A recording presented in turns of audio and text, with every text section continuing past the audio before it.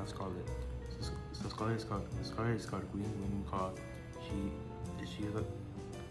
She's also called a red and green macaw.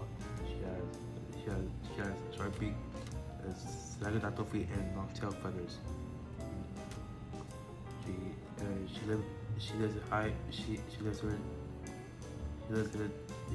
the rainforest with her friend Joy.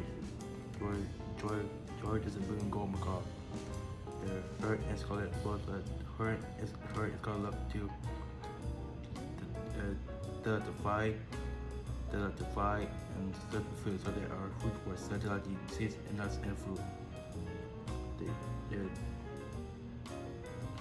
they are nocturnal and the babies they call chicks. That's all I have for you today. That's all I have for you today. But if you want me, that's all I have for you today. But if you want me more ramos, subscribe to our channel and more enjoy.